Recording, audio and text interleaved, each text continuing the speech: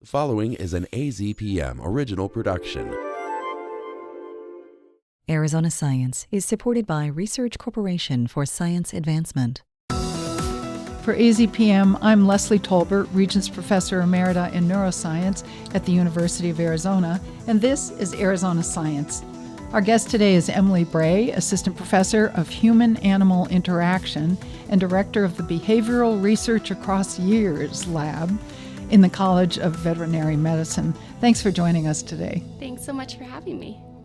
For starters, tell us about your educational background. You have a BA in psychology, but you were already working early on with canine subjects, no? Yes. So I was lucky in that when I went to undergraduate, they had just started a canine cognition center. And so, coming from two veterinarians and having a dog at home, I decided to start volunteering, but quickly realized that this was my passion.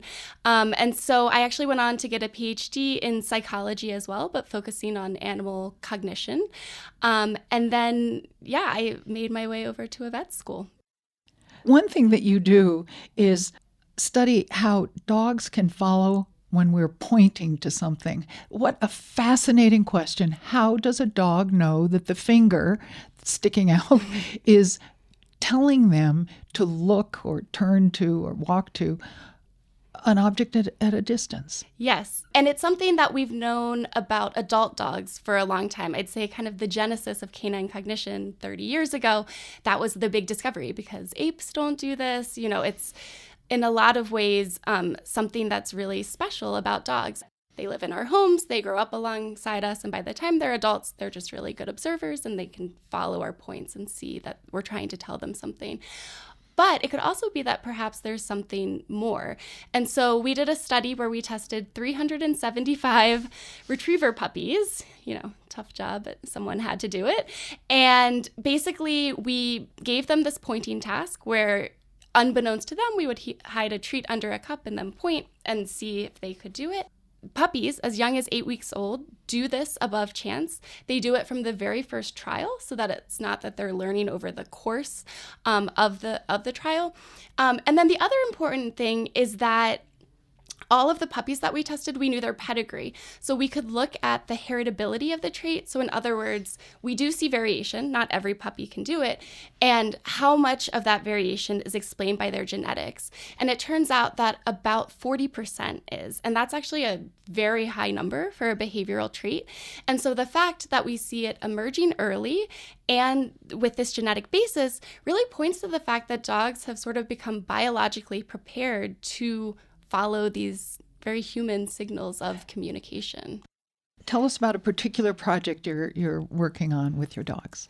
Yeah, so one project that's really interesting that we've been working on is looking at cognitive aging in them. So a lot of the work that we've talked about has been in puppies and how does cognition develop.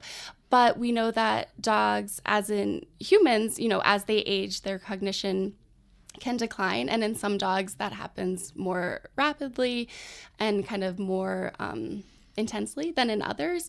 And so we're really interested in delving into the factors that might mitigate that decline. So for example, in humans, we know that physical activity is something that's a modifiable risk factor, so something that we have supposedly some control over and that can benefit our cognitive health.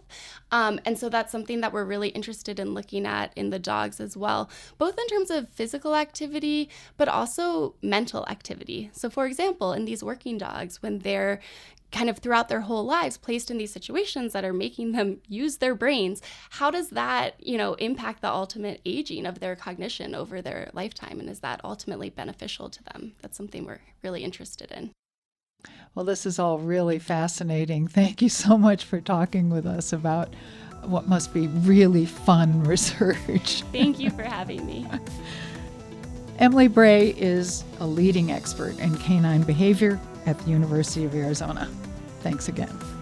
You can listen to this and all Arizona Science conversations at azpm.org.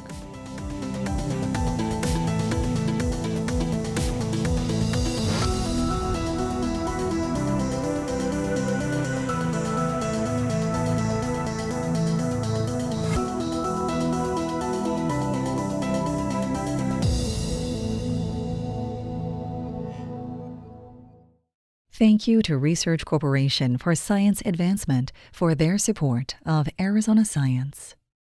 AZPM podcasts are made possible in part by donations from listeners like you.